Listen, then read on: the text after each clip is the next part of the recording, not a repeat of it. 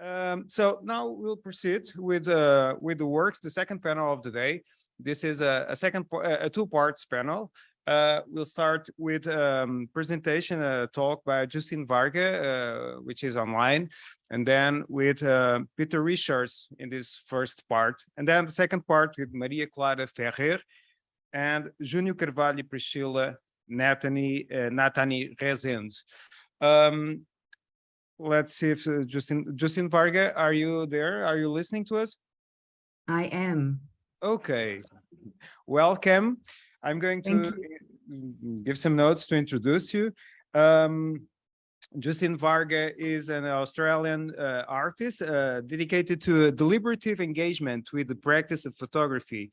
She graduated in Sydney at the National Art School in 2007 and has exhibited her work in Australia, New Zealand, Europe, and the United States in several exhibition venues, such as Australian Center for Photography, Museum of Photography Arts in the United States, and also Paris Photo.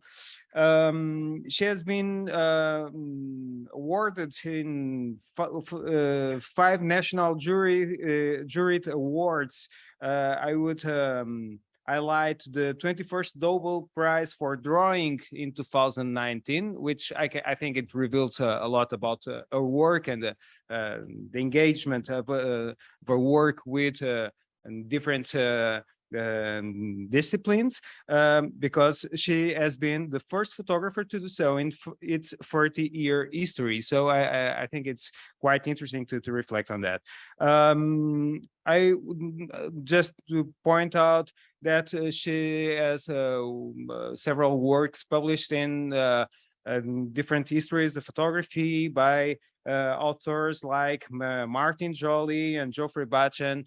So I think she's. We are expecting to be provoked with her talk now. So I welcome Justin Varga. The floor is yours. Thank you. Thank you for that very warm introduction.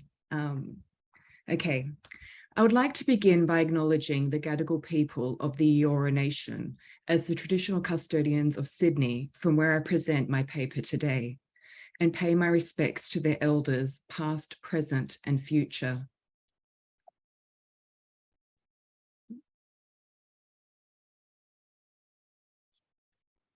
Photographs are generally viewed as instantaneous documents.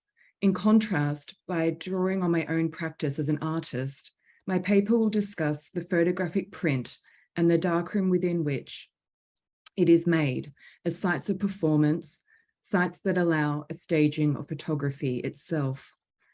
My exposures are made via a series of durational bodily inscriptions onto sheets of film negative. Those sheets of negative are then processed and printed from at large scale in the darkroom. This involves a collaborative and embodied encounter with various architectures, an encounter between myself, my printing technician, photosensitive materials, refracted light, and noxious chemicals. These two interrelated processes form the stages by which my photography is enacted, with my prints oscillating between liquid and solid states as they move through their process of their own becoming. The resultant photographs form an archive that is a repository of spatial awareness, mechanical manipulation, emotional experience, and human remains. In yet another stage, these prints induce a performance from their audience, asking them to become active viewers. My paper will explore each of these stages, revealing my photography to be a continual series of performances, each of them dedicated to challenging received notions. In short, I see myself as performing a photographic practice that feels and bleeds, that is empathetic and generative, that documents even as it creates anew. I began working in darkrooms at the age of 14.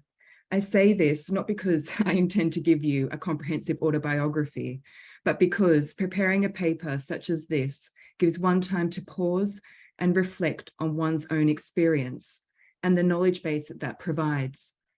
So upon reflection, I now consciously note that I've spent very near a quarter of a century in these unique environments. As my work has evolved, along with the way I cajole the darkroom to elicit my photographs, perhaps I now know enough to have something nuanced to say about this particular form of photographic production. Of course, this is not a cerebral exercise alone. My thoughts are processed via a cachet of corporeal actions, and it is the body that retains this archive. It is the body that remembers, and by extension, my photographs are an embodied aid memoir. So, what are the performative capacities of photography? This question is central to the way that I approach my chosen medium.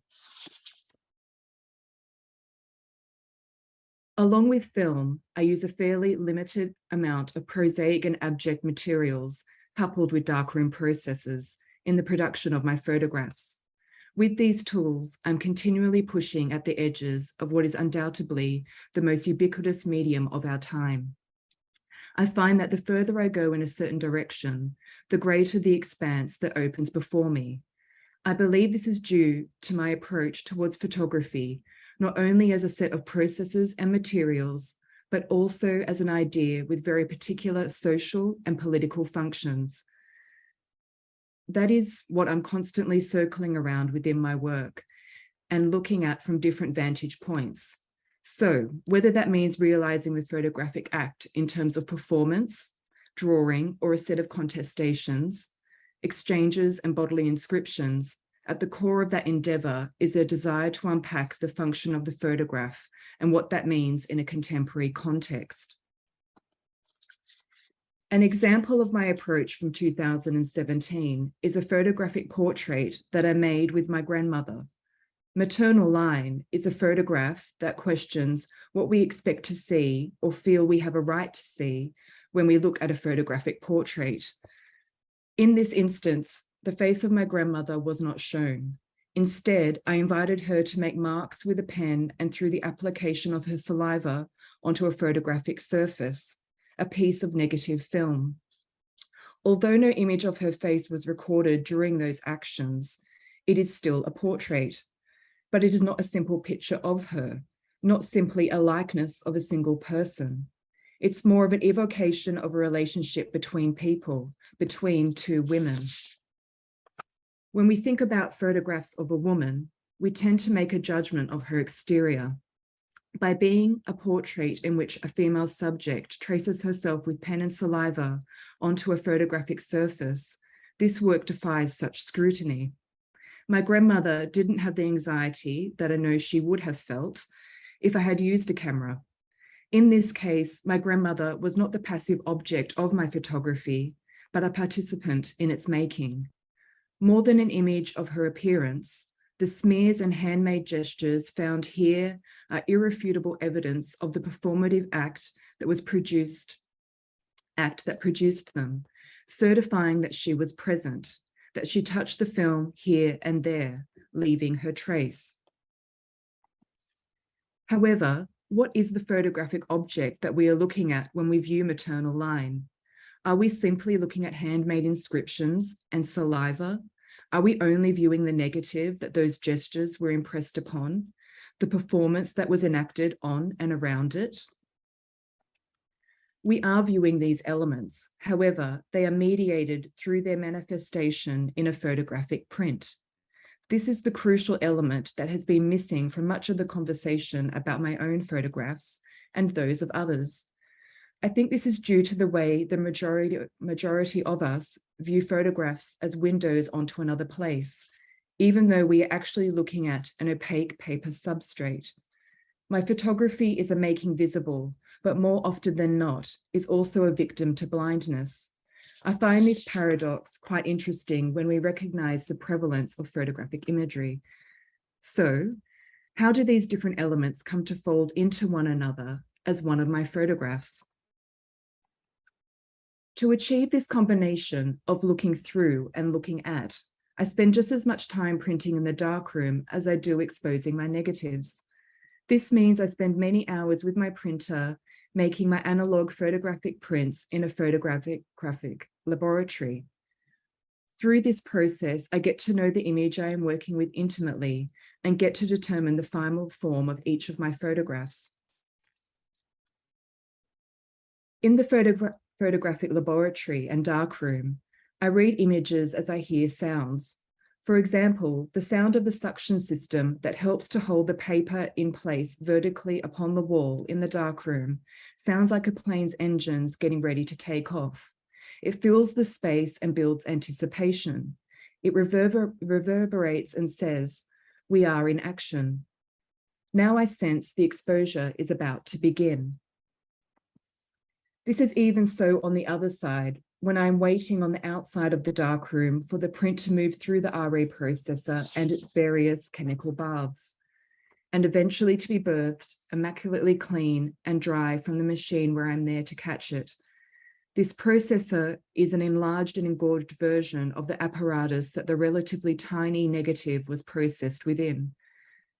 There are sounds that emit from this great hulk of a contraption. Along with the general hum and flushing of water, there are noises that are differentiated bouts of croaking and chirping. Like a metronome, they help me keep track of time, so I know where the print is located within its mass. These are cues that resound through the body, and I find myself motivated into action of retrieval. I'm here forcing myself to describe this to you. However, habit also forces forgetfulness. Generally, on a day that I am printing, I am registering the meaning of what I have heard, but not entirely consciously. This is also a means of apperception, where a body of past experience is assimilated and drawn upon to make sense of a current idea. These are the elements that are present as and throughout this performance of photography, as it is manifest in and as the photograph. I add sonically yet another layer to the skin of memory that the photograph embodies. And I now call on you to remember the exchange that occurred in creating Maternal Line, for there is more than one body present here in the darkroom. As with all staging or performances, the making of photographs is not undertaken alone. There are always different facilitations of labor for any performance. In this case, in the case of photographic production within a darkroom, this labor is performed by highly skilled printing technicians. These people are often left out of the narrative of making. Sometimes they are simply overlooked, but at other times their role is suppressed in order to uphold the illusion of the heroically hermetic artist, unsullied by any form of assistance from outside their own genius.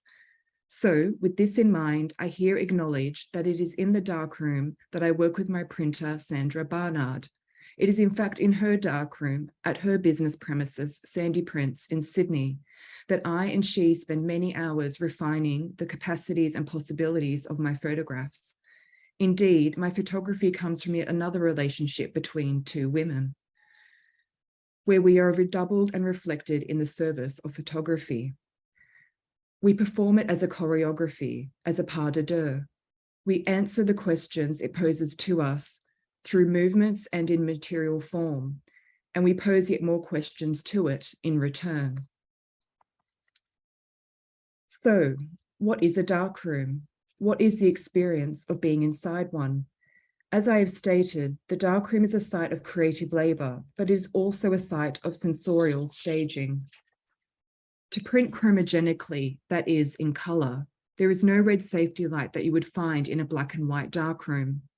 This is due to the color paper being fast. It is therefore much more sensitive to light than the slow and steady black and white counterpart. With blind agility, you need to know the layout of this room, this stage set rather well, along with the potential obstacles that inhabit the space with you. There are assigned positions and placements for each object and prop, whether it be the enlarger, the tracks it moves on, steps, buttons, light switches, cords, work tables, light boxes, and other shelves, and other boxes and shelves of accoutrements, to name just a few, so that you can carry out your work as a tightly scripted performance. You begin to sense the form of objects in the dark, their mass, material makeup, and their hardness or softness. You anticipate their threat and what you need to be particularly wary of. This is especially so when you have to move across the entire space to feed the RA processor with the exposed paper you are carefully cradling in your arms. You assess how much they are going to cause damage and hurt if you walk into them. This happens surprisingly rarely, but that's what makes it all the more shocking when something out of place causes you to trip, gives you a blow to the body, or smacks you squarely in the head. You need to be rehearsed, be prepared to realign and refocus. The word rehearse is distantly related to hearse, for rehearse etymologically means reharrow, or metaphorically to go over again. It was not until the late 16th century that the word came to refer to practicing a play, scene or part in private before public appearance. This stage of rehearsal, this going over again, is evidenced by the many hundreds of test strips that are made when I am producing a new body of work. The final pieces that are presented for public consumption are the end result of all this labor, all this effort to get it just so. But I am getting ahead of myself, for we are still in the dark. In the darkroom, the large roll of printing out paper that I use to make my prints is stored in a paper dispenser that is colloquially called a coffin. This drum-like storage device is one of a number of thresholds between the photograph's perpetual potential as it oscillates between death and its resurrection. Just as each exposure of my negatives takes place over days, weeks, months, or even years, rendering them overexposed, they are in fact ruinations. As such, I have come to accept that a ruin, the making of the first mark, is a necessary corollary to all acts of representation, including my own.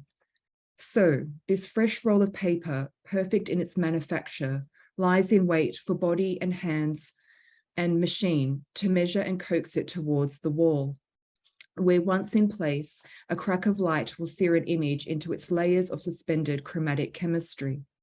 Once this occurs, there is no going back. Indeed, there is no way to remove this stain. And here we accept this as fact and try to perfect the imperfect, that which is human, again and again. As a manifestation of stains, each of my resultant photographs also leaves a stain on the medium itself. There are various darkened chambers or architectures of my photography. For example, the photographic laboratory, the space that houses the darkroom. Inside that realm, there resides the enlarger, a black box inside the darkroom, a small studio inside a larger one. Here I am called to think of a series of nesting dolls. The enlarger is like a camera. However, this contraption is one that, rather than receiving light through its lens and onto the opaque negative, projects light through a process negative that has already been subjected to that particular process of transformation in yet another chemistry-laden, darkened chamber that has rendered it transparent. The light pushes through this negative, then through the lens and onto a sheet of similarly constructed to the unexposed negative, opaque, emulsion-treated substrate, the printing out paper. In a sense, it is a coming home for the photograph, a back to origins, back to the first mark, back to its own ruination. But let us return to the threshold. So it is from within the photographic architecture of the enlarger that the body of the negative, the matrix, is breathed through with light to form the photographic print. And it is here that we circle back once again. This reproductive moment is etymologically linked to the maternal. The term matrix is derived from both mother and womb, a gestational site that gives shape to form, and that in this case gives rise to my photographs. I described this process a little earlier, but let me here elaborate further. The matrix, in my case, the negative, is a small rectangle on which I inscribe myself. Saliva and smears of paint are my primary layers of genealogical and historical remembering. This is that most private and intimate of spaces where I lay myself down and reproduce myself with the most extreme tip of my sensory being as a touch type. But this hand extends beyond the matrix itself to the invisible bodies and limbs that operate collaboratively within the darkroom, and even to the enlarger itself. This is where territory is marked out using locators to do so, where the hands and bodies before the lens distort and lift and stretch the projected image in its liquid state.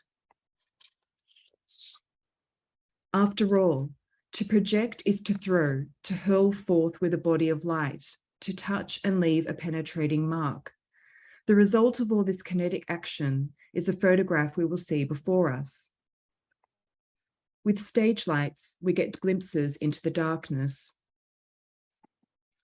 The matrix I have just discussed enters the enlarger on the left-hand side while simultaneously entering as a projection on the wall from the right-hand side. Laterally reversed, the mechanism flips and reverses this image. There is difficulty in remembering with the body when a photographic apparatus laterally reverses photography's spectral objects, even as they render themselves something more concrete. This happens at various stages in the photographic process.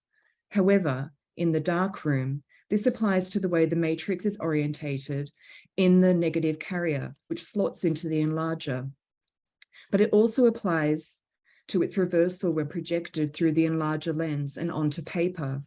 Perhaps you have experienced this. If not, then maybe you can imagine the disorientation that occurs when trying to reconcile one's relationship to your action of placing the negative in the housing of the enlarger, your memory of that act as felt and remembered through the body, and the contradictory evidence of that memory and the nature of photographic seeing. Sometimes when my printer or I need to locate something within the photographic image, it is difficult to physically unravel the steps taken to find it. To retrace your steps backwards and laterally reversed is no matter how many times you have done it, is incredibly difficult to perform and indeed to comprehend. How you remember and how you receive that information through photographic processes are mirror images. The result is that the manifestations of your actions as you experience them in space seem like a betrayal to memory. This mirror stage reminds one of the destabilizing effect of when one's own perspective is no longer the only referent. That is, when you can no longer place yourself firmly in the center of the picture. This seemingly insignificant moment in the production of my photographs speaks to the very nature of truth and photography, which is key to understanding the complication that my photography enacts. The end result of all that I've described here today is a large color print. This is what is seen in public, in the light, and there, by refusing to give up any easy meaning, my photography stages an interactive encounter with the viewer, offering an experience as much as a document. People can be made to feel uncomfortable when photographs like my own don't give up their meaning easily. Is it a photograph? Is it a portrait? Is it a drawing or painting, performative or plastic? Some people find it difficult to accept it can be all of these things simultaneously. A body of experience folded into a single object, a photograph that has been thought through and performed, that steadfastly refuses to be wedded to a single viewpoint. A type of photography that calls on its audience to question their own position in relation to it, without affirming their prejudices. We live in uncertain times. Things are changing quickly. Let us embrace that change and be moved to act, because we are at that stage. We have that choice to make, possibly for the better, possibly not. It is all up to us. Thank you for listening.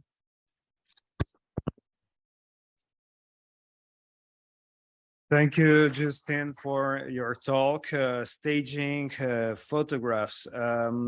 it's quite interesting. It has a lot to do with some talks that we had already in the last days, and I'm sure it will be interesting to discuss to have a debate further. Now I ask Peter Richards to join me at the table.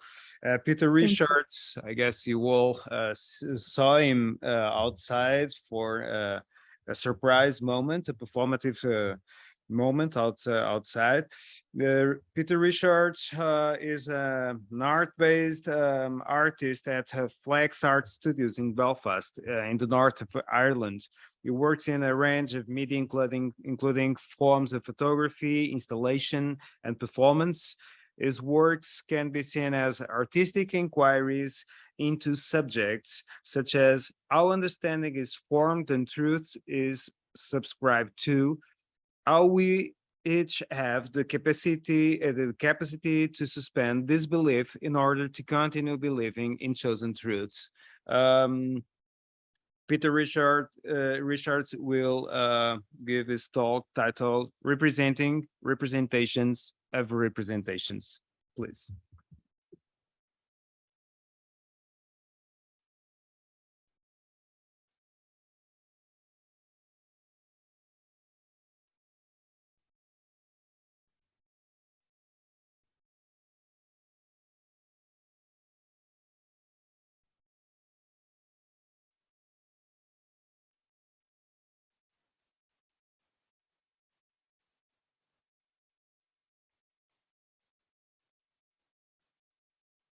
No, my problem. Okay. Hello and welcome. I'm Peter Richards, and we're here today to play with the notion of representing representations of representations. So I think I'm just going to do that. Okay. So I went to art school, 90s, first degree, focused on, I was lured into a time-based area thinking I was a photographer, and started, I thought at the time, to make performance works. It's okay, am I in the right place? Okay. So that's not the image I'm going to talk about. So I was interested in how you could leave a trace of yourself, maybe even going back to that kind of cave painting, hand sort of spitting gestural thing. This is me with a vacuum cleaner that's been bastardized to blow rather than suck. So I'm on the floor, I'm in a wet a wet sort of thing, spewing flour into the air, much to the dismay of the technician at the time, because apparently custard factories exploding this way by pumping particles into air with lots of light. It's not a good thing. He left the building. The audience didn't, which was good, but when they got up from their seats, we could see that they had been part of the performance too, because the front half was covered in flour like me. And then I did a kind of milk tray thing by climbing out of the ceiling. Maybe that's an obscure reference. I did lots of work between performance and between cameras, trying sometimes to redo what I'd done before, and then other times overlaying what I was doing so as to disappear. But anyway, so in art school, the thing that struck me was the visiting lecturers who came in to talk about performance art. I was studying under Anthony Howell, who'd been part of Theatre of Mistakes and that whole trajectory of performance at that time. So there were a lot of performance artists coming to speak, and they were talking about how now, with hindsight, they wish maybe they'd entered into the commercial world and documented, created artifact, or done something so that they could be part of what is now the normal history of performance, rather than their subscription to a political belief, but has led them to be overlooked in the future because it's not easy to find. So that then met my first curatorial experience. So with another hat on, I'm the director of the Golden Thread Gallery, and actually this week, and my apologies for not being here yesterday, we're currently setting up an exhibition of Elvira Santamaria Torres, looking at 25 years of her performative career. I've worked extensively with performance artists over 21 years at the Golden Thread Gallery, but not exclusively. And the practice, actually, I don't care if they make performance or if they make painting, or it's all about the narrative. And actually, another aside, being in Belfast, the narrative became particularly important around the Good Friday Agreement, because with the ceasefire and the move from physical conflict, the conflict, I think, got exasperated around ownership of the narrative, which maybe informed some of my thinking. But anyway, I'm going to dot around a lot. So first curatorial extravaganza was for Catalyst Arts, an artist for an organization in Belfast. I'd moved to Belfast in '94. They put on their Fix 94, their first biannual performative festival event, and I was a bit critical of it. They said, well, if you can do better, you do the next one. So I got to curate Fix 96.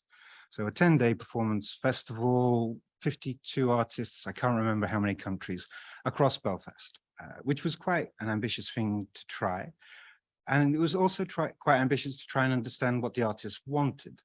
And when they were talking to me about their potential needs and what they might be doing, I was struck by how very many of them talked about works, performance works, that they hadn't actually seen, but had seen in books. And that had become shorthand for how we referred to things. And then I got to thinking, actually, do I make performance at all? Because if my formative experience contradicts that Peggy Phelan kind of notion of performance only existing as a live exchange between artist and audience, and a major influence on my practice has been this stuff that it seems like very many others had also experienced. Maybe we're 20 years too late, or maybe we were just doing something other, as Peggy Phelan suggested. So I got to thinking, and I ended up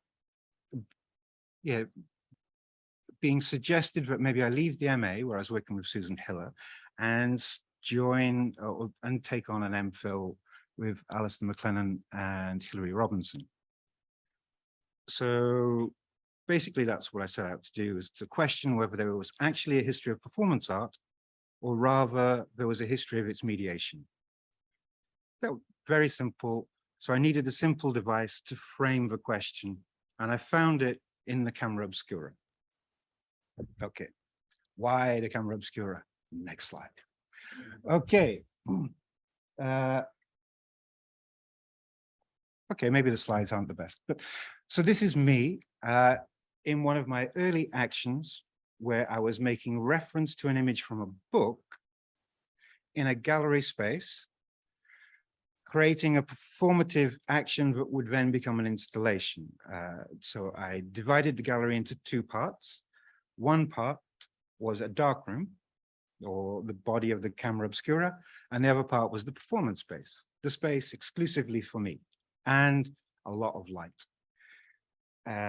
So the audience had arrived, they came, I pushed them into the darkroom to witness the documentation being made as a live projection, camera obscura style, no technology apart from light and a hole, onto black and white photographic paper. So they were there to witness the documentation being formed. You know, so I liked as well that they were looking away from me, because they were inside this box looking in the same direction I was. And yeah, the upside down, as was mentioned in the previous talk, actually, if you're inside a camera obscura, you're seeing the world upside down and back to front. So I thought, why not do it upside down and back to front in the real to be the right way up in the view for the performer. So I had a friend who was a rock climber. He took me climbing, and I practiced falling and suspending for a while, and we can deviate. But then after the action, this was staged. We were talking about photographic aids earlier. This was my wooden trousers, what I was strapped to. Actually, when we built this, it was a good job that the guy was a rock climber, because the pulley system we designed allowed for, as happened, if it was to fail, I wouldn't hit the floor, I would smash into the wall instead. So the first time, it gave, I smashed into the wall, didn't hit my head, but just shoulder and stuff. And then later we got it better. And that became the photographic image that was the record of the event. Okay, maybe not my finest moment in terms of photography. It is black and white paper that's been exposed using a mop and bucket in the space with the audience still, witnessing the development of this stuff. If you actually get to see it, there's a line of dots which relate to a set of lights, and that's probably the only thing that relates to that time and space. But for me, it began to become interesting in terms of how it stood for a moment. This was, again, then back to that kind of MPhil project where I set out to create an experiential understanding for me and an audience of an image that they chose from performance art books were available at that time. This was the Chris Burden locker piece being played with, and it was on the 6th day, Mr. Burden, so what might you have done afterwards? So I divided a locker into 2 spaces. I don't know if you can see, maybe in the next one, or maybe go back to that one. So where it's light, so this is a metal locker, and there is 8 kilowatts of light and a bucket of water and me. So, and in the dark side was a sheet of black and white photographic paper. I got into the locker, sealed it, lights came on, exposed it, and I didn't really know very much about photography at this time. So it was all live experimentation. So I did a series of test strips as the performance. The first one was for 1 minute, then I got out and did it again for 2 minutes, 4 minutes, 8 minutes, and then I fainted. Apparently being in a metal locker with that much light was the kind of thing you can't do anymore because of health and safety, especially with a bucket of water, but also dehydration and stuff. So that was the performance setting. Behind, I used the shells from the locker as the trays to develop the paper. I'm whisking through because I want to show you a video at the end. Right. That's kind of how it worked. And they were the resulting photographs. So it's me doing this thing, starting from an image of a Chris Burden work, but going nowhere near trying to understand what he'd been about, just what that image prompted me into doing, if you know what I mean. I got invited up, I got to go quite a lot of performance festivals and travel and do that stuff for a while I was still up for it. This is over in Dundee, where Alistair MacLennan was from, so I thought it was only right, but I should play with his work. And we got on quite well, so he didn't get too offended. So yeah, I'm smoking still. I did stop for 10 years in between. And then this happened, and this got really interesting to me.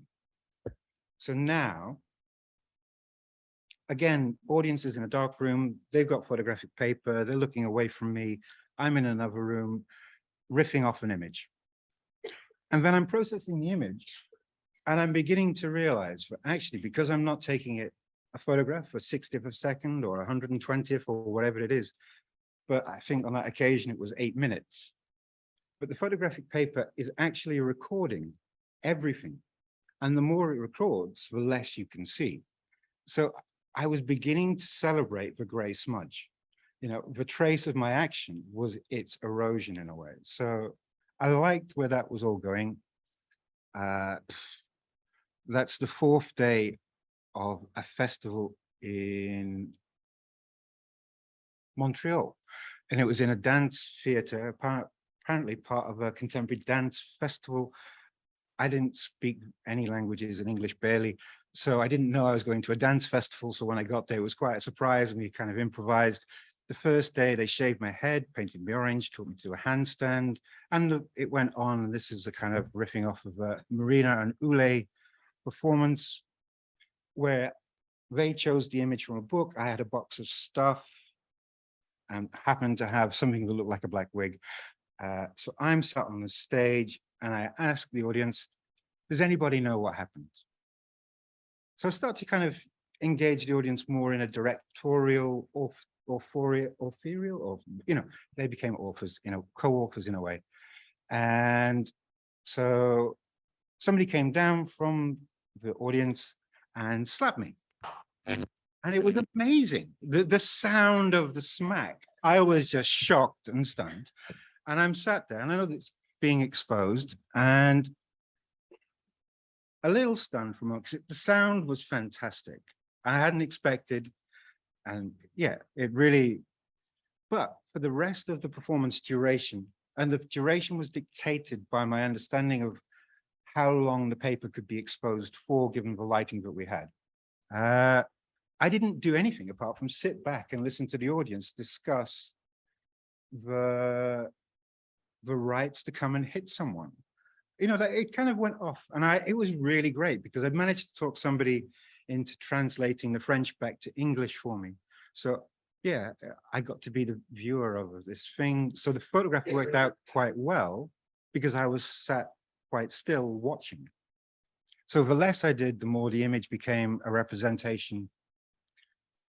Yeah, and this one was a problem. I got to spend a month in Winnipeg at the ICA making a new work. And I did some research into works that had got some press coverage locally, and we decided to work with a guy, Grant Peace. And he turned up to the performance and was a bit annoyed that I actually had recreated a really good rendering of his staging without knowing what I was, because I play with sticky back tape and cut out paper. You know, I was just roughing it. But apparently it was quite like his. And nobody died, though the sprinkler system did start when I set it on fire. But that was another story. Photo 98. This is how old I am. I was part of Photo 98. And it was a big commission, whole time-based art. Mike Stubbs, Gillian Dyson were running that at the time. And they had a budget. And this was quite unusual. So we got a marquee on the lawn. I turned it into a pinhole camera. And then we advertised for people to come dressed as their favorite images from the histories of performance art. We also had tables with books. We had stuff to make costumes. And yeah, so this image is, I think it's 4.8 meters across, 2 point something high. And some of my favorite bits at the top, you can see the grass marks where the paper was actually into the grass. So yeah, this was at a national country house thing on a bank holiday. So there are a lot of people there, and we talked people into doing this. Musical statues without music for 6 minutes to make this image of a collection of people enacting their favorite moments from books of performance art. Yeah, that work got to travel quite a lot, actually. And then, yeah, maybe this one is good. This was at Milch in London when it existed. So on the back of the Photo 98 thing, I got a few more invitations to do stuff more in galleries than in festivals. And for this occasion, we built a 3-ply cardboard pinhole camera. So the camera itself is 9 meters by 3 meters. We'd advertise for people to come dressed as their favorite images from performance art history. We had a couple of Gilbert and George's, several Ule and Marinas. We had, you know, a couple of Joseph Beuys's. You know, it was really interesting for me to see which images were actually most present in the consciousness of these people who were attending. So this collective histories idea started to form. And then I got to do more of those.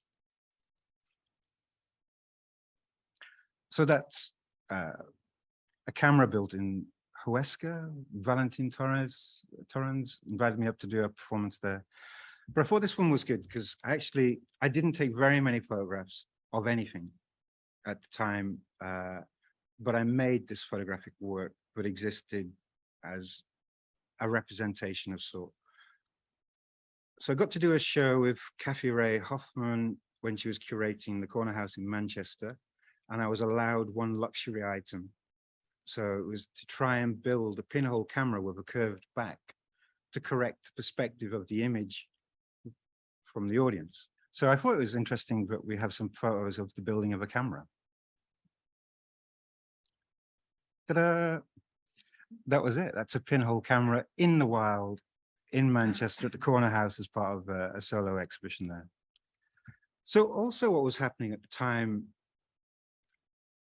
was there was a conversation, Alistair McLennan, Brian Connolly, Richard Martel, around the shift in performance to performance installation, performance debris becoming more and more of a thing. And I know I submitted a piece of writing to an issue of the Inter magazine, but was dedicated to this subject of installation. So I think that's about 98. And there's some interesting pointers to how that practice was shifting at that time. It began to work. You can see the kind of lines beginning to go squarer with the curve back. Just interesting. And then I found that if you take 100 meters of unexposed colored paper with you on a plane, people don't like you doing so. They want to open the box, which obviously you can't. And when you suggest that your bag is full of masking tape, and if they take you to a side room, you could open the box and they could touch it, they don't get very impressed. Anyway, 2 flights later, you get to where you're going. You don't need that stuff. And then Northern Ireland got to take part in the Venice Biennale in 2005, the first time. So I was invited to make a project as part of that presentation. And actually I went and spent some time in Venice and decided that this wasn't a performance place for me, but it was a place where I could take a pinhole camera, a camera obscura, and create an action with an audience. So this Narnia style wardrobe, what I built in the studio, got took to Venice, and we got to take it around a number of sites, including the site of my arrest. Apparently you need permission for a camera that size in St. Mark's Square. Do you know, I learned through doing. So I moved to the Fondamenta and we took some photos down there. But the camera was located in sites where I imagined paintings had been painted but hung in the Accademia gallery. So people could go in and pretend to be the painter. You know, there was that pretend play at being painter for a moment, because there was a back projection screen. And if you wanted to, you could put your own tracing paper and do your thing. The arrest I skipped over because that was the only thing that was written about after the event. I got to go Berwick-on-Tweed, the National Trust used to have to, sorry, my time's up. Oh, shit. All right, but okay. Last project then, 100 meters of performance art, an event for Pix 97. I invited people to come and create a performance work in a gallery on a street to camera. And there was one particular I wanted to show. Lots of performance artists came, but Kevin Atherton came and re-performed In Two Minds. So I'm inside the camera, he's inside the gallery, and the audience is on the street. I don't know. There was something about this kind of collaboration and interplay, and I didn't get to show you the video, what I wanted to show you, but maybe another day. Thank you.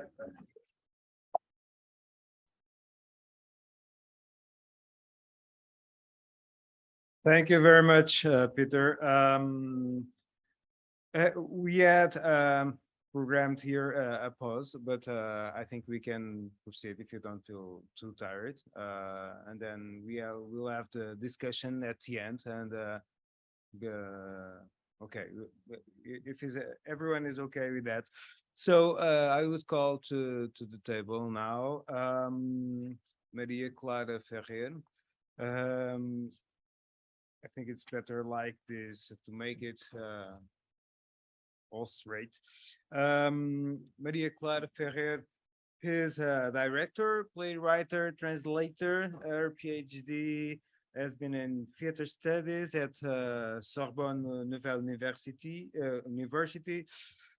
She's a professor at the Department of Performing Arts at Federal University of São João del Rei in Brazil. She coordinates the Caixa Preta Black Box research and creation group, and is currently developing the Photoscenic project. In France, she founded the Playground Company and directed several shows. In Brazil, also has been working as director. She co-directed in 2021 the Scène du Brésil issue of the magazine Alternative Théâtrale. And in 2019-20, she carried out a postdoctorate 1 year stay at Université Paris-Nanterre on photographic influences in the work of Maggie Marin and Eric Soyer under the supervision of Christophe Trio. Her talk is called titled Drama and Photograms. Welcome, Maria Clara. The stage is yours. Thank you, Phil. Obrigada. Hello, everybody. Bom, essa comunicação vai ser em português. Infelizmente, meu inglês não é sólido o suficiente para que eu possa comunicar com franqueza com vocês em inglês. Então, vou falar na minha língua materna. E, se necessário, na hora das perguntas, a gente pode buscar traduções e maneiras outras, em outras línguas latinas, português, francês, italiano, para tentar estabelecer uma troca. Então, primeiramente, eu queria muito agradecer o Felipe, o Cosmo, pela organização desse evento, pela possibilidade de estarmos aqui. Agradecer também toda a equipe de produção, né? A gente sabe o quanto é difícil criar, levantar um evento desse porte, fazer isso existir. Então, muito obrigada a todos vocês que estão aí nos bastidores e às vezes não estão nos bastidores.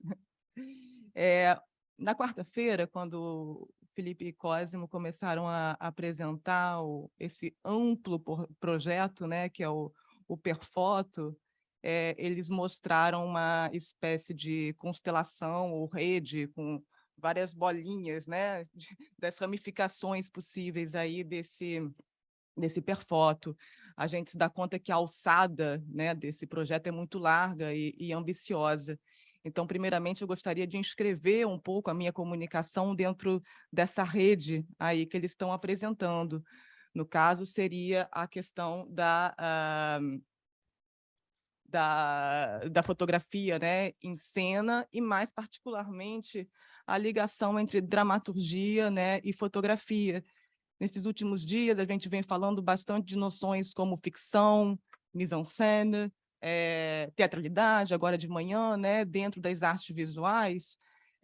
A minha proposta aqui, que é também o projeto que eu levo, né, no Photoscênico, é um pouco o inverso disso, ou seja, a palavra é um pouco feia, mas seria buscar formas de fotograficidade dentro do fazer teatral, dentro do fazer cênico, dado que essa é a minha prática, né?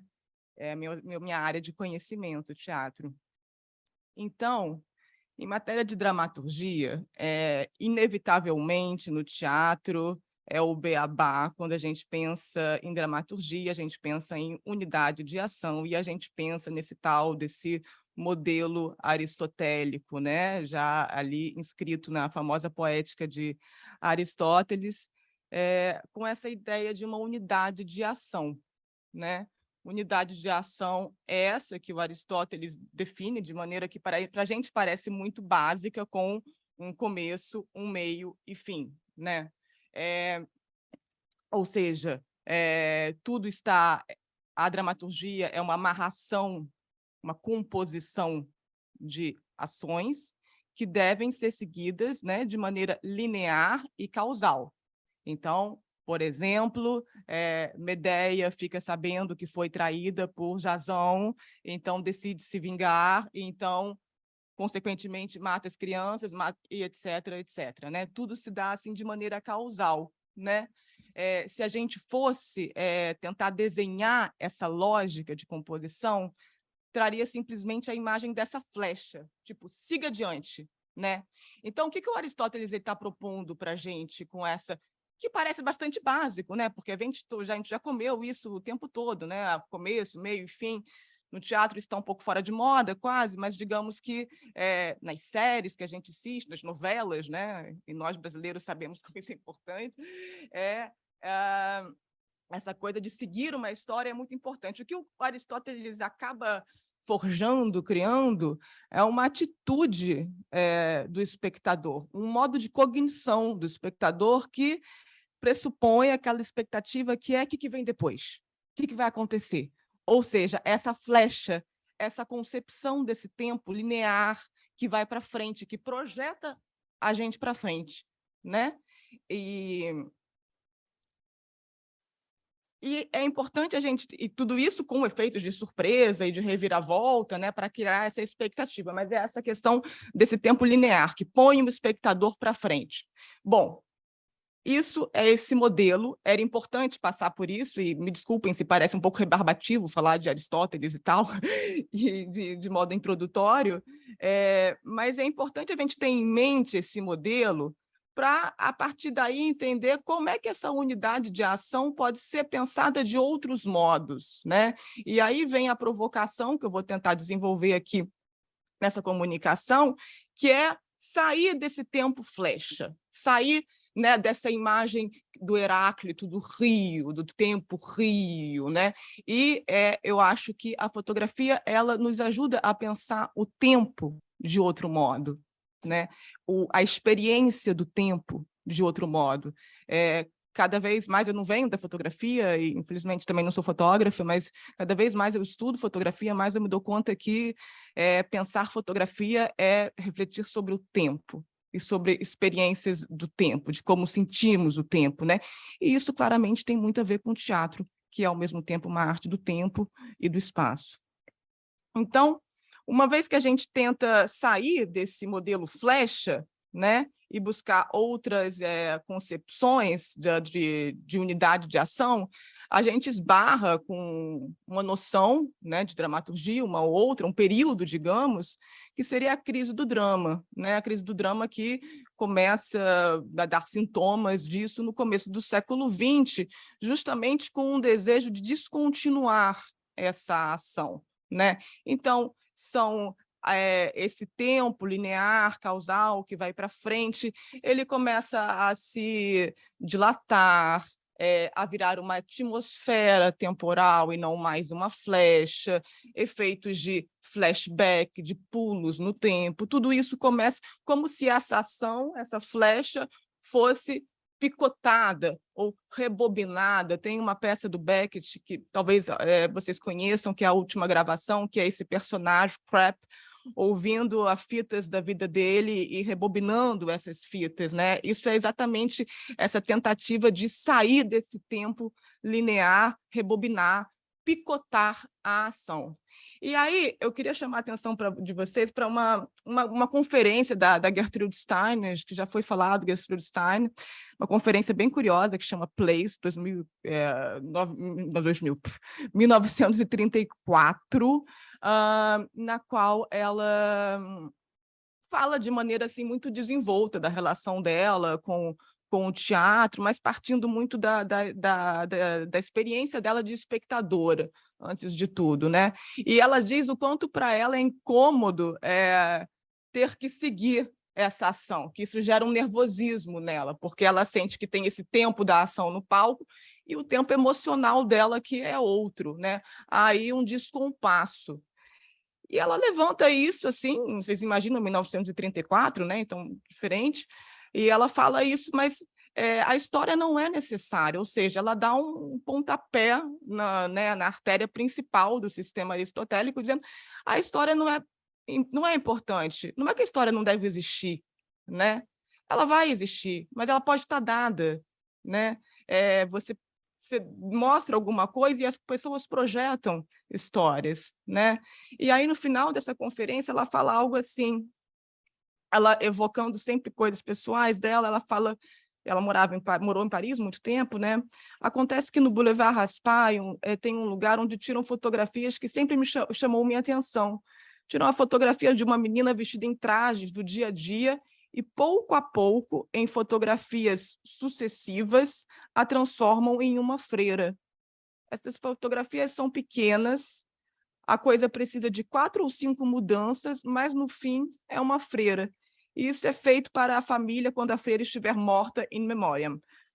Durante anos, eu parava e olhava para elas, né, para as fotografias, quando estava caminhando, e, finalmente, quando estava escrevendo a peça Santa Teresa, ao olhar essas fotografias, vi como Santa Teresa era a partir de uma vida de uma jovem comum para a freira. Ou seja, é bonitinha essa imagem, vocês imaginam a Gertrude Stein em Paris, nos anos 20, andando na frente dessa vitrine com essas fotografiazinhas né, ali, uma do lado das outras, e entendendo que, através daquela vitrine, né, a fotografia estava acenando para o drama, dizendo, olha, o drama pode ser assim, de repente, pode ser um drama em fotogramas, né? Então, e é interessante, porque percebam, nesse modelo que a Gertrude Stein evoca com essa imagem, a história não desaparece, mas a pulsão narrativa é tratada de outro modo. Ela demanda ao espectador para imaginar aquilo que está entre as pequenas fotografias, né? E aí, essa evocação da Stein não pode não me fazer pensar naquela famosa frase do Barthes na Câmara Clara, né? Quando ele fala da fotografia como uma espécie de haikai, né? Como uma forma que não pode ser desenvolvida, né? Ele diz assim, numa fotografia tudo está dado, sem provocar a vontade ou até mesmo a possibilidade de uma expansão retórica, né? E é um pouco isso, que essa fotografia que não se desenvolve, né? E que, ao contrário da flecha, não promete futuro, né? Mas é um presente passado, é uma ação de desenvolvimento, é uma ação descontinuada, né? Que vai traduzir um outro tipo de relação com o tempo, de sentir do tempo, né? O que seria, talvez, essa outra maneira de perceber o tempo? Talvez uma maneira vibracional, né? De um tempo, de um sentido como duração, marcado por pulsações, como o abrir e o fechar de um obturador de câmera. Talvez seja esse convite aí que a fotografia esteja trazendo para a gente, para pensar a experiência teatral e a dramaturgia. E, a partir daí, eu trago aqui essa hipótese desse drama em fotogramas. Eu escolho o fotograma como conceito para falar disso, justamente para não cair numa coincidência com a questão do tableau ou do quadro, porque o quadro, para mim, na pintura, né, remete ao enquadramento espacial, mas enquanto que o fotograma, além de ser um enquadramento espacial, me parece que é também um enquadramento temporal, né, que ele traz essa questão desse presente passado embolado em uma única imagem. E aí, vamos ver um pouquinho, né, o que seriam as duas definições que a gente costuma ter do fotograma, de maneira bem básica. A gente tem uma primeira definição, que é a definição fotográfica, né, que seria quando nós pomos objetos em cima de uma superfície fotossensível, a matriz, né, meio que o primórdio da fotografia. Esses objetos são expostos à luz e deixam uma espécie de sombra, né, de marca, uma espécie de pegada de luz, né? Talbot praticou muito isso, Man Ray, né? É uma fotografia sem câmera. É curioso essa ideia de uma fotografia sem câmera, quer dizer que ela é puramente a ação da luz esculpindo a matéria, né? Ou seja, nessa primeira acepção fotográfica, o fotograma ele sugere para a gente um regime de aparição, desaparição, movido pela ação da luz, né? Pelo entrar e o sair da luz, né? Vocês já percebem que isso pode ser ligeiramente teatral, como procedimento.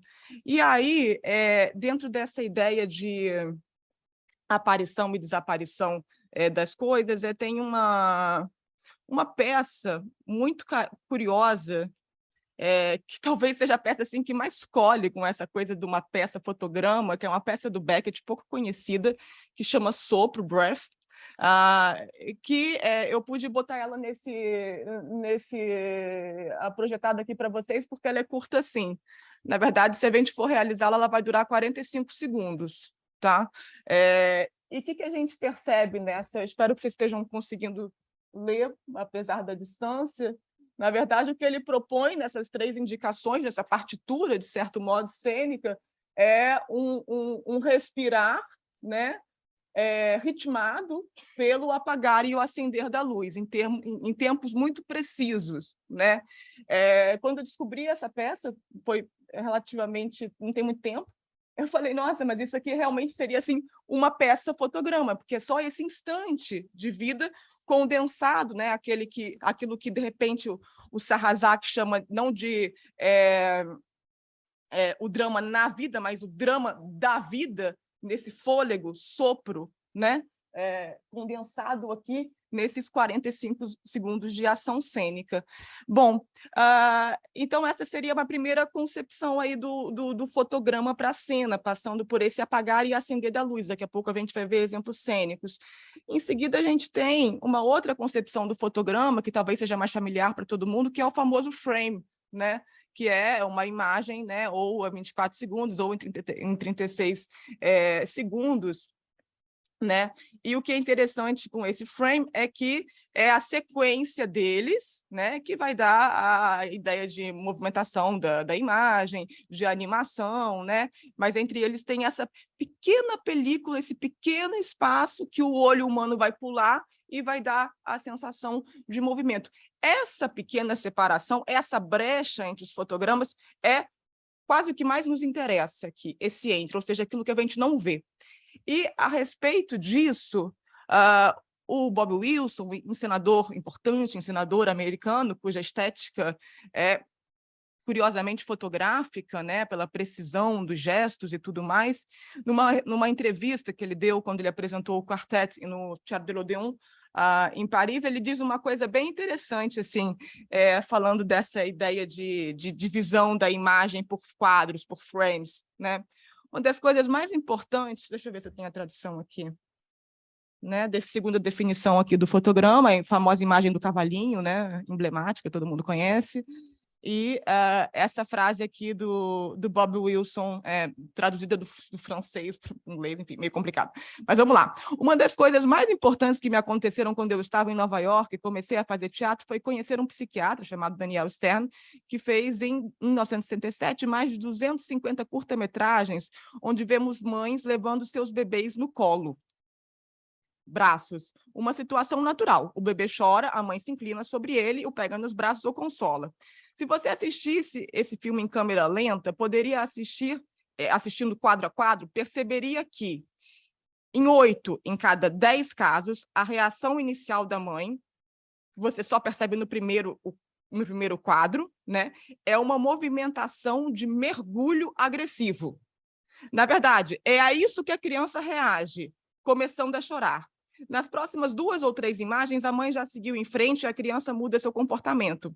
Então, das 3 imagens seguintes, a mãe mergulhava novamente em direção à criança, que volta a chorar, e assim sucessivamente. Em 1 segundo, as interações podem ser muito complexas, mas as mães, vendo o filme, ficam chocadas, aterrorizadas, gritando que amam seus filhos. No entanto, os gestos estão lá. Talvez nossos corpos se movam mais rápido que nossos pensamentos. É isso que me interessa, dizendo Bob Wilson, produzir experiências com corpos nos espaços, experiências que podem interagir com as palavras, mas que não podem ser antecipadas, contadas, resumidas, né? Então, é muito interessante, vocês imaginam essa fotograma dessas ações, né, revelando que o que vai causar o choro do bebê é um impulso agressivo da mãe em relação a ele, ou seja, mostrando aquilo que não está sendo mostrado na imagem movimento, né? E o Bob Wilson, ele fala disso, levando em conta o trabalho dele de ralentar a ação, né? De mostrar aquilo que a gente não vê, ou seja, tirar a ação de uma escrita naturalista, né? Mostrar o que tem entre os movimentos, quase que numa marionetização do corpo. Então, o que a gente vê através dessas duas modalidades do fotograma, que não são opostas, não, né? Nem incompatíveis, na verdade. De um lado, a gente vê cenicamente a possibilidade da gente explorar desvanecimentos de luz, como na proposta do Beckett, né? De apagar e acender para descontinuar a ação, né? E passando pela definição 2, né? A definição com a qual eu liguei aqui a proposta do Bob Wilson, essa ideia da gente ralentar para ver o que tem entre, para ver aquilo que está entre os frames, né? Essa margem de invisibilidade. E aí eu selecionei aqui, partindo desse ver, não ver, né? Porque é disso que estamos falando, né? Alguns exemplos de espetáculo, 3 deles de uma coreógrafa francesa que chama Maggie Marran, cuja obra é altamente inspirada pela poética beckettiana, e em seguida um espetáculo também de uma francesa, artista plástica e coreógrafa, que é a Gisèle Vienne. Eu só queria tentar entender como é que eu posso... a gente tinha separado os links.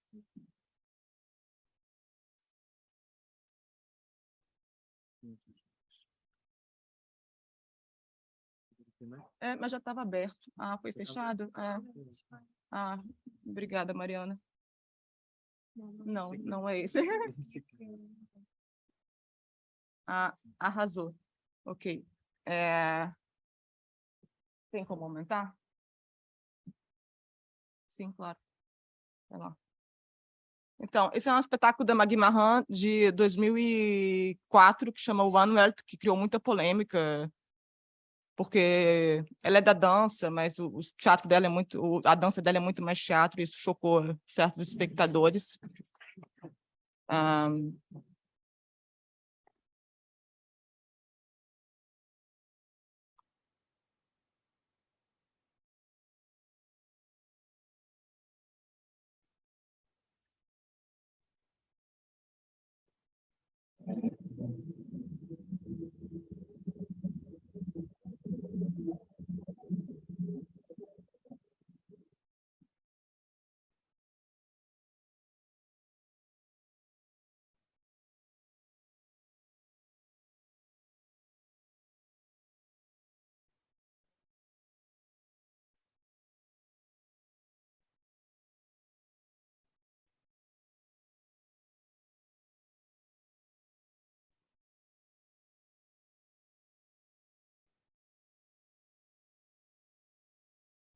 Durante o processo de criação desse espetáculo, a Maggie Marran pediu para os performers com quem ela trabalha elaborarem um repertório de ações cotidianas que deveriam ser mostradas como se elas estivessem acontecendo, pegas de surpresa, né? Essas ações deveriam sistematicamente durar 10 segundos. O tempo de visibilidade delas era de 10 segundos, aparecer e desaparecer em 10 segundos. Uma vez esse repertório de ação criado, eles desenvolveram esse simples dispositivo cenográfico, né, que, de certo modo, traz esses espaços, né, de não visível, do aparecer, esconder, aparecer, esconder. Curiosamente, lembra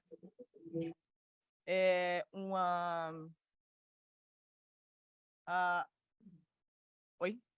Tá bom, já vou mostrar mais um exemplo só. Bom, gostaria também de mostrar mais só um espetáculo aqui da Maggie Marran. Tá, tudo bem. Depois a gente, se for o caso... Esse aqui joga com apagar e acender. Chama Nocturne, é de 2012.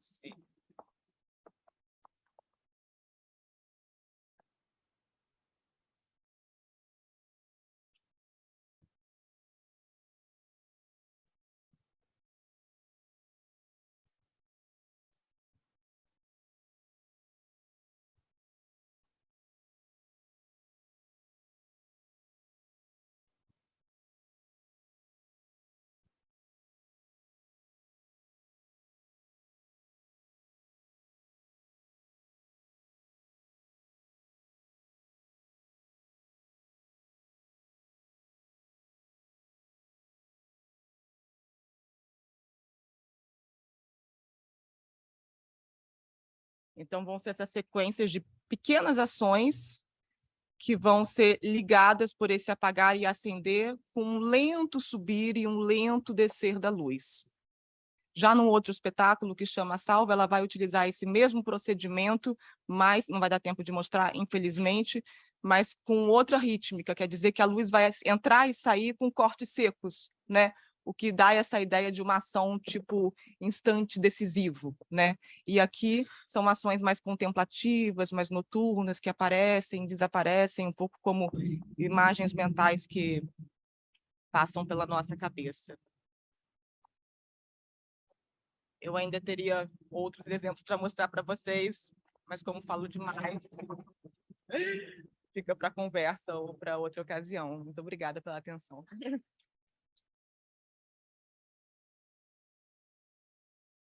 Thank you very much, Maria Clara. It was very interesting, all the topics that you brought with your talk. I guess that all the audience will may be able to follow the links. You can share the links and they are very interesting and they bring a lot of insights for our further discussion. Thank you very much. Now we have to speed up a little bit. We'll continue with the last talk in this panel with a double presentation by Júnior de Carvalho and Priscila Natani Rezende. Actually, this, please, you may come to the table. These two researchers are presenting the Photoscenic project. We found it to be interesting also to make it available in this in this panel. They will be presenting precisely the project that is headed by Maria Clara Ferrer, and with all these discussions they are carrying on. So it's very also might be quite interesting. I will give some notes, briefly notes on their bios. Júnior Carvalho Silva is an actor, producer, and is attending a master's degree at São João del Rei Federal University Performing Arts graduate program in Brazil. His photography and scene, the relation between photography and scene is the current topic of his investigation. Seeking a photo scene language. I guess it's what you have in mind. Likewise, he works with theater groups Foite and Company Mineira de Teatro. He has experience with acting, dancing, theater production, and lighting stage. Priscila Natani is a scenic artist and photographer, graduated in theater from Federal University of São João del Rei in Brazil, graduated in social communication, and also a master's student at the Art Center, CEART, at the State University of Santa Catarina in Brazil. She also belongs to this project, Photoscenic, and she what I would like just to sum up some of the main characteristics, but she developed also the Photoscenic project developed also within the Caixa Preta Research and Creation Group. Okay, thank you very much. Bom dia. Infelizmente, a gente não vai fazer a comunicação em inglês também, mas a gente fez umas imagens com tópicos que talvez ajudem quem não compreendem o português a se situar melhor com a nossa apresentação.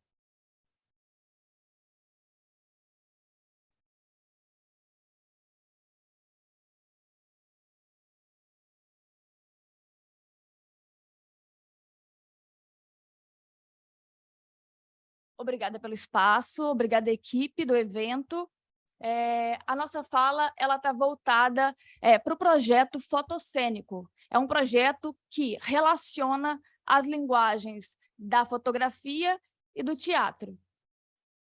Ele é coordenado pela Maria Clara, que fez a sua fala anteriormente, e acontece na Universidade Federal de São João del Rei, Minas Gerais, no Brasil. Bom, é sabido que nas pesquisas acadêmicas são longas e frequentes as discussões sobre métodos e metodologias. As artes, quando entram para esse campo, elas estão igualmente comprometidas a pensar modos e meios de criar produções e pensamentos, conhecimentos na área. Eu começo dessa forma porque a nossa fala está voltada para ressaltar o caráter metodológico da pesquisa. E qual é o caráter metodológico da nossa pesquisa? É um caráter teórico-prático de cunho laboratorial.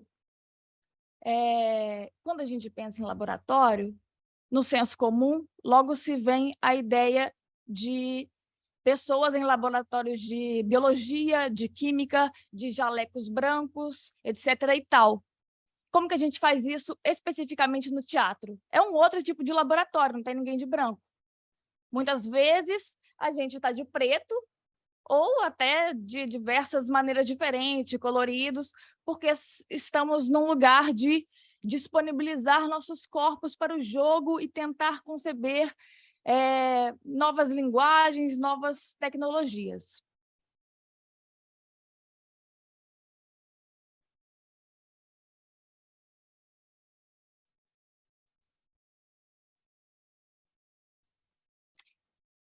O nosso laboratório também, ele não é nem um ensaio e nem uma aula. Ele é um espaço de experimentação sistemática de práticas para investigar procedimentos e testar ideias. Nesse caso, como a gente busca relacionar fotografia e teatro, o caráter do laboratório é desenvolver essa pesquisa que parte da linguagem da fotografia. Fotografia é uma arte puramente técnica. Como a gente sabe, não tem fotografia sem técnica. Quando a gente começa a aprender fotografia, eu fiz fotografia dentro do meu curso de jornalismo. E aí, as aulas começavam com os termos básicos da professora ensinando velocidade do obturador, abertura do diafragma, essas regulagens na câmera. Nas aulas, eu tinha um compreendimento, mas eu só fui entender mesmo como isso se aplicava quando eu passei a praticar, quando eu fui para campo e coloquei as minhas mãos na massa. Por isso, a importância de destacar uma metodologia que só pode ser laboratorial. Tem uma pesquisadora brasileira do estado de São Paulo que ela diz que a metodologia de pesquisa em arte ela só é possível de ser feita fazendo.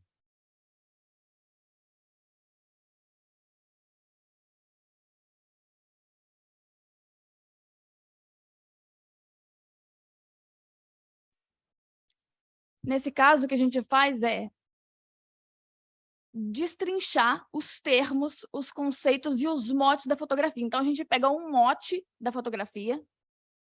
Até então, nós trabalhamos com 5 motes, que o Júnior vai falar logo mais.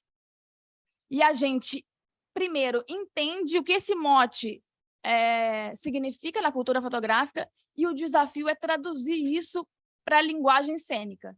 Nós somos atores, bailarinos, então a gente experimentou isso nas salas de ensaio e nós temos a sorte de ter uma sala modulável impressionante na nossa cidade.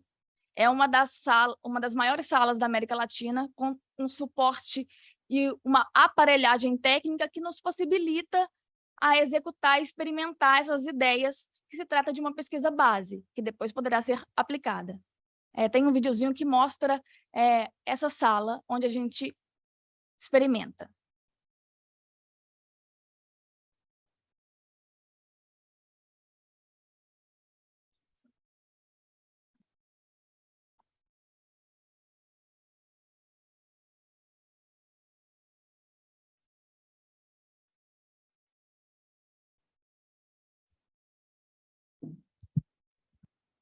Bom, essas são algumas fotos dos nossos laboratórios na Sala Preta, na Universidade de São João del Rei.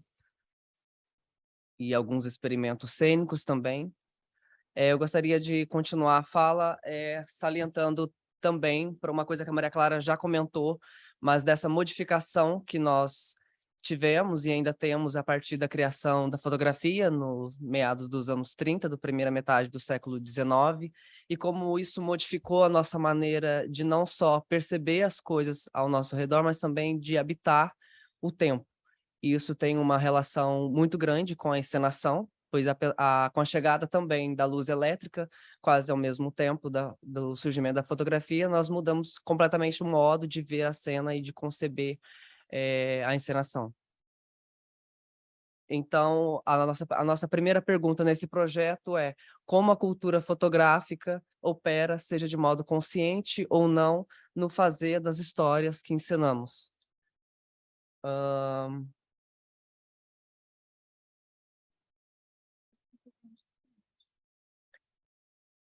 E aí, nesse projeto, nós somos 7 artistas pesquisadores, sendo 6 estudantes de mestrado de diversas áreas de atuação no campo das artes cênicas, iluminador, diretor, atores, dançarinos, e nós começamos...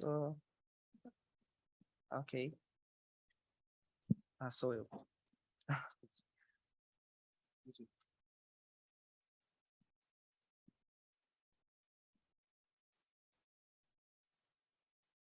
E nós temos esse estudo de linguagem, né, de caráter teórico-prático.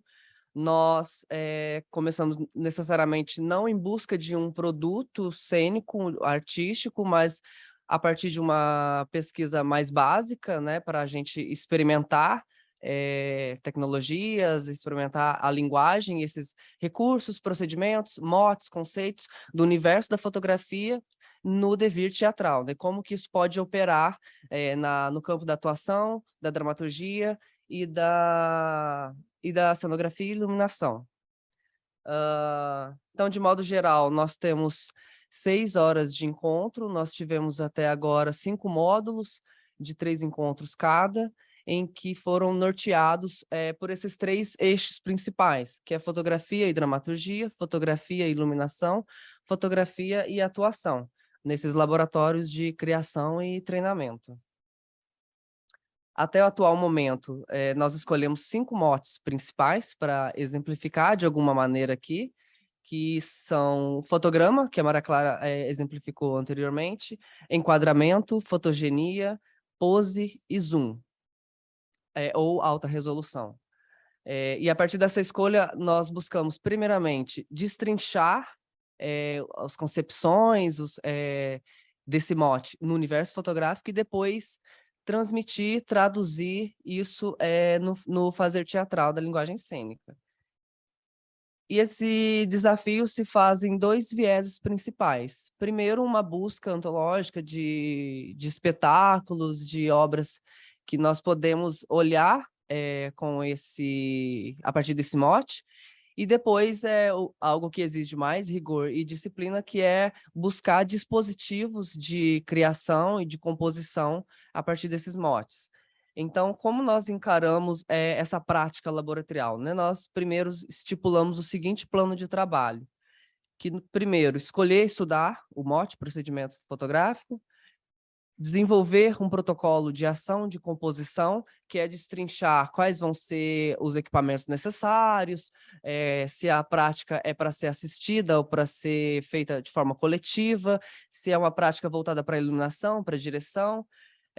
Depois, prever esses equipamentos técnicos, né, a iluminação do espaço, a configuração de palco, plateia, os recursos sonoros necessários para a prática.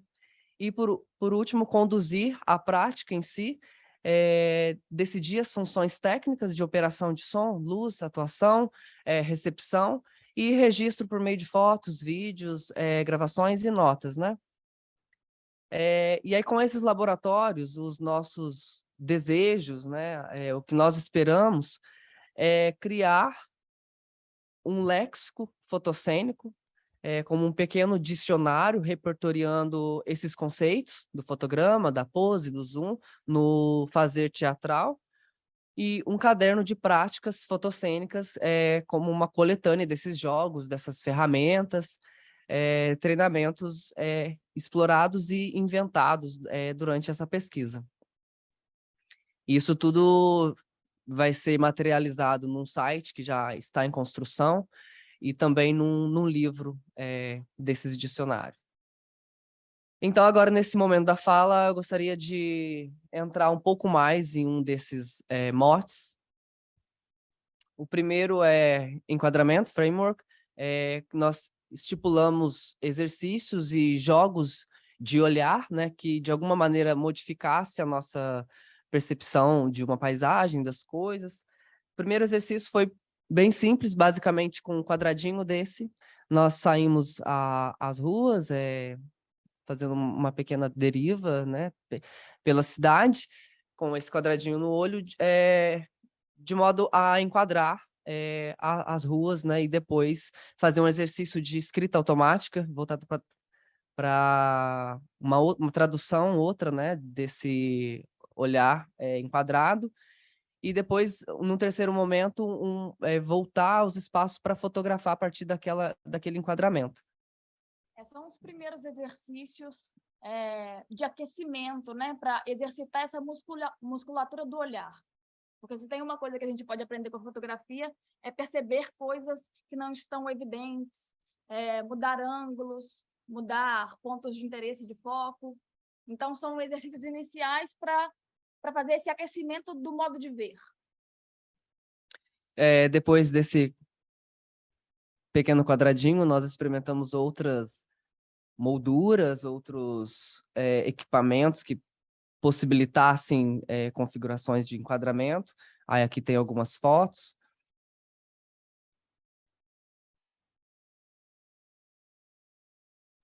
E matérias também transparentes, né? E ainda dentro desse mote enquadramento, nós também experimentamos cores e filtros, a partir de refletores de luz, gelatinas ou outras superfícies também que possibilitassem modificar a cor e a visão da matéria.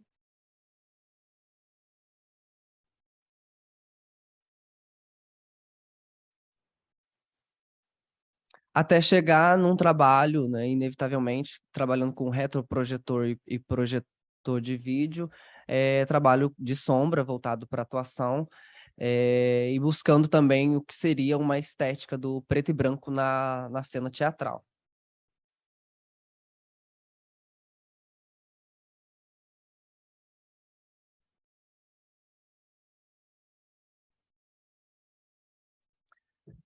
Depois, uma outra categoria maior que nós colocamos de fotogenia e presença. E aí aqui eu coloco que a presença está para o teatro, assim como a fotogenia está para a fotografia, porque ambas são ações, composições com a luz. Tanto um ator em cena quanto um corpo fotografado, ele precisa agir na luz para que tenha a sua imagem revelada, produzida, né? Então, essa é a primeira relação que nós fazemos. E aí nós estipulamos exercícios capazes de perceber modificações corporais e sinestésicas na cena e na recepção do espectador a partir de diferentes alterações de iluminação, de cor, filtro, ângulo dos refletores, de modo a criar atmosferas, sets na relação de câmera, luz e atuante, né? Aí temos aqui uma foto de um dos exercícios que dá para ver aqui um ator, de frente para uma câmera e um fundo branco, e à direita, espectadores o assistindo na projeção, né? Esse foi um exercício para experimentar esse mote da fotogenia, mas também entra no próximo, que é da pose, porque aqui nós podemos perceber todo um engajamento corporal, né? Um reencaixe esquelético e muscular do ator, mesmo vendo somente o seu rosto, né? Que aí a gente... Vou começar a falar melhor agora da pose. Aqui um outro exercício. O mesmo exercício, desculpa, só que um pouco mais amplo dessas duas imagens.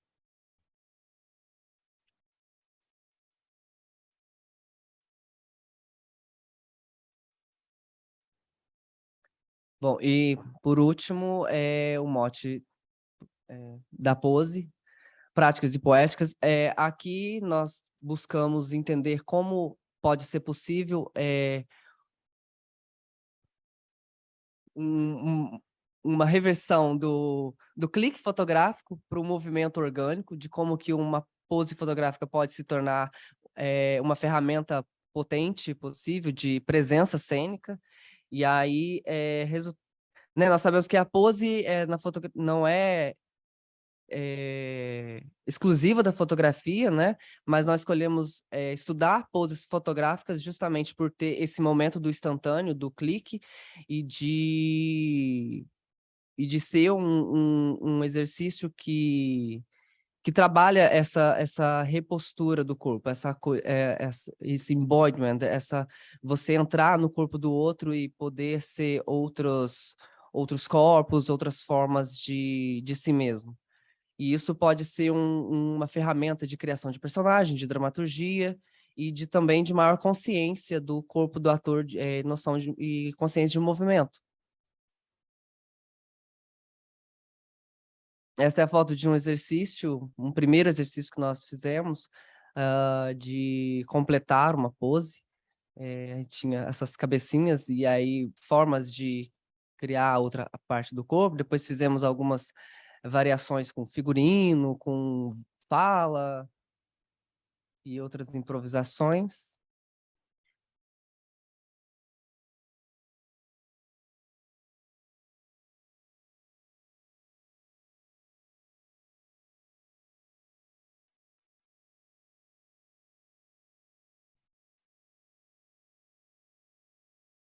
E aqui também trabalhamos com um aparelho, não sei se todos conhecem, mas que chamamos de metrônomo, que é o que modula a pulsação e o andamento, e como a pose está ligada também ao tempo, né? Exercícios de caminhadas, de movimento a partir da pulsação ditada pelo metrônomo e como que isso pode oferecer para o ator essa potência de presença e de movimento. Sim. Podemos falar depois também desse último mote, que é o zoom de alta resolução, de como que o plano detalhe pode oferecer na cena uma maior dilatação do corpo, da dramaturgia e da cena de um modo geral. A gente tem um compilado de exercícios que temos feito, que depois vai ser reorganizado e publicado, materializado, para gerar, para ser possível de transmissão, né? Mas, em resumo, rapidamente, é isso. Muito obrigada pela atenção. Thank you.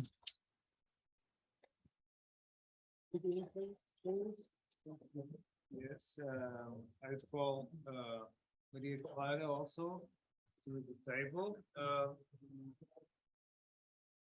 Please here, take my place. Okay. Thank you very much, Priscilla and Junior, for the presentation. I'm just sorry that probably not all of the audience, all in the audience might have been able to understand, but still, I think some topics they were able to get on with your projection.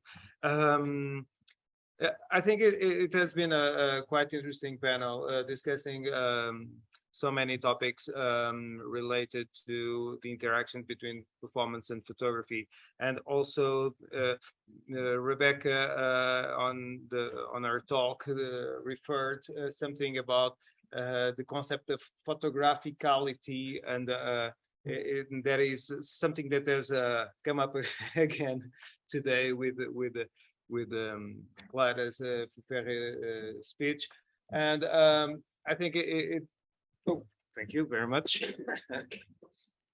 It's nicer like this, and I think that we are always talking about the same questions, but with different insights. I also yes, okay. Linda Luskova is also no, Justin Parker. No, Justin. Sorry, Justin is also with us via Zoom. I opened for Q&A moment. We still have some time for some questions, and I open the debate. Please, who wants to? Some question, please. No. I guess there. Thank you. I guess we can use we prepared the microphone, but is that one there? No, Ricardo, can we take this? But I'm not sure it gets there. So,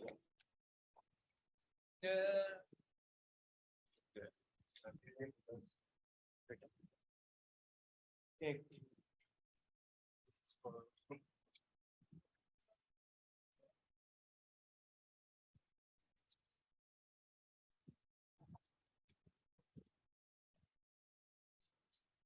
Hi, sorry if you can hear me. There was a kind of general question, but I was just picking off what Peter was saying. I just wondered whether there was an outcome to your MPhil, because what you spoke about was, like a history of performance, but actually a history of the mediation.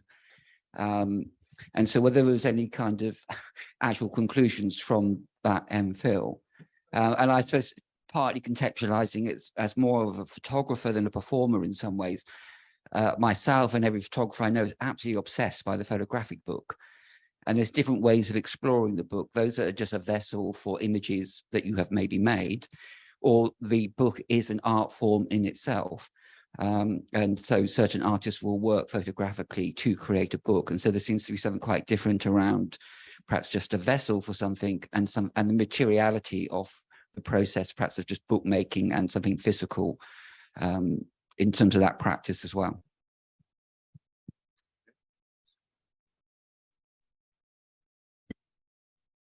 So there was kind of an outcome to the MPhil in terms of maybe I stopped being so hard on myself and lost the distinction between was I a performance artist or not.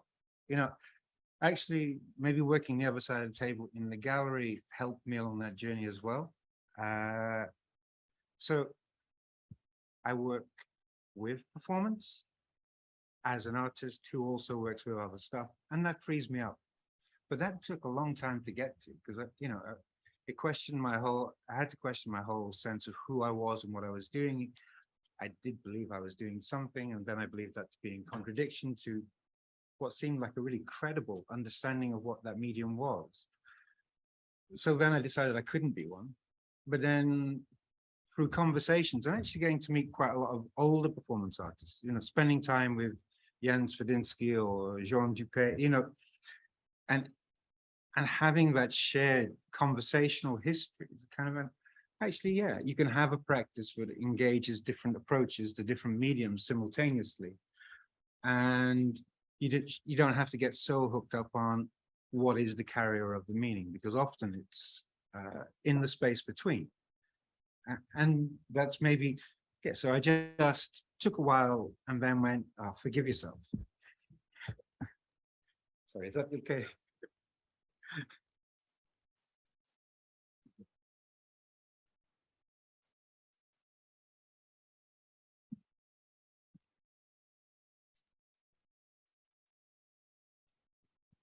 Feels like I'm performing now. I forgive my language. I was understanding 10%, trying, but Maria Claire, when you were speaking about Stein, and that I believe the essay is the train, the windows. When I have read that essay, there's always the sense of speed, of point A to point B, the force. And you were speaking about temporality and alternate temporalities, right? I think. And the window, the metaphor of the window, for me in Stein, I always think of film, of cinema. And I wondered, filmic time rather than photographic time, or if you can speak to me about that maybe a little. I don't know if that makes sense. Okay.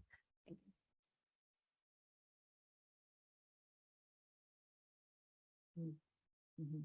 Sim, eu vou tentar responder. Se alguém de repente puder traduzir para não ficar. Oi? Ok. Sim, eu acho que a Stein ela está pensando sobretudo num espaço-tempo mental, né, de desfile de ideias, né, essa visão das fotografias na vitrine, né, espaçadas, né, traz essa dualidade da imagem fotográfica, que também é a matriz da imagem cinematográfica, né? E quando a gente traz a fotografia para as artes das cenas, eu acho que o que é interessante. Desculpa. Okay, I'll try to sum up at the end. Okay. But you're saying that those photographs in the exhibition means to when they are seen, they remind something, they resemble something related to the continuous movement of the cinema. So there's that kind of connection between the stills and the movie. The movie, I think you were talking about the cinema as a montage work with all the items, frames, between. Simplesmente ela lembra que a matriz do cinema é fotográfica, antes de tudo, né? Então, é uma pequena provocação que aparece nesse texto da Stein, com a coisa da fotografia, porque essa conferência, antes de tudo, onde ela introduz a ideia de cena-paisagem, que aí é uma outra ainda divagação. Okay, this to do with Stein's idea that cinema lies on the photographic background, so it's kind of provoking, kind of provocation to reflect on the medium and its possibilities, I guess. Thank you. I tried.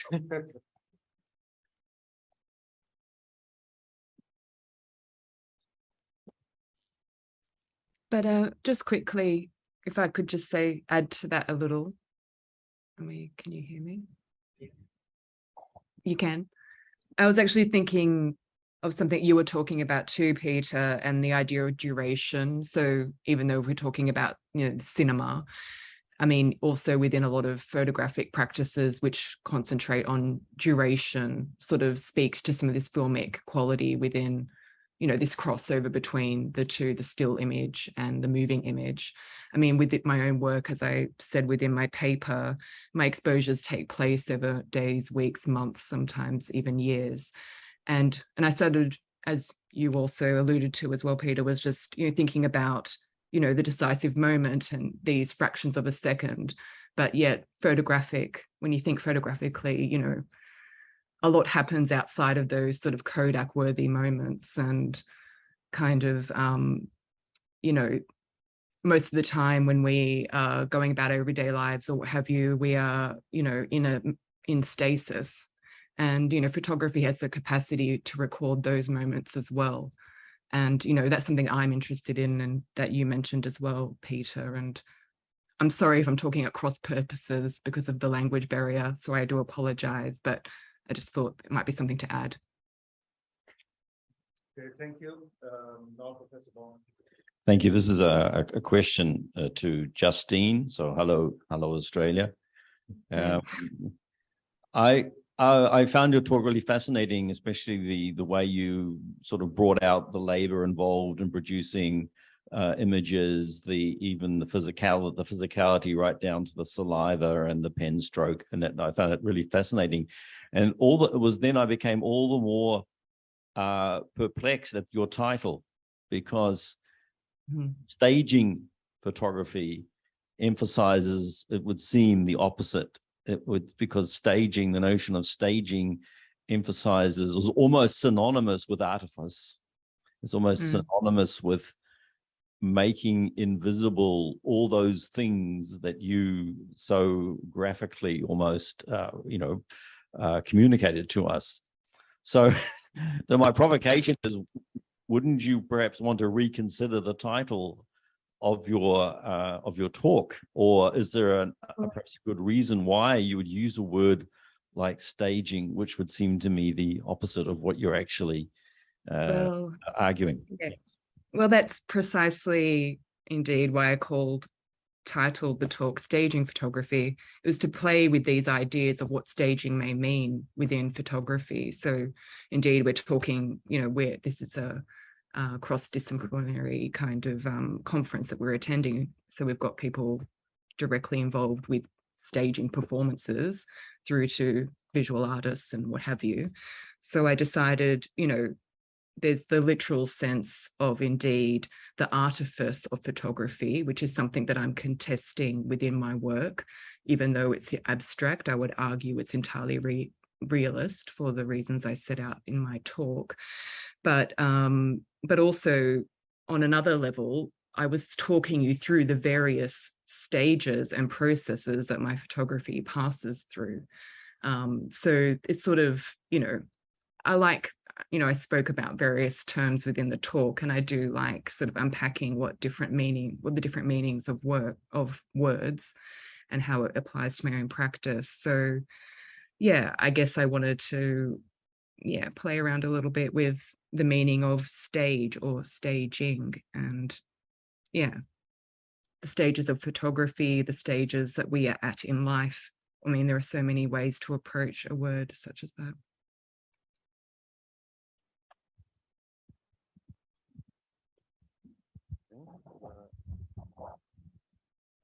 Okay, thank you, Justine. I don't know if there is anyone question else here? No?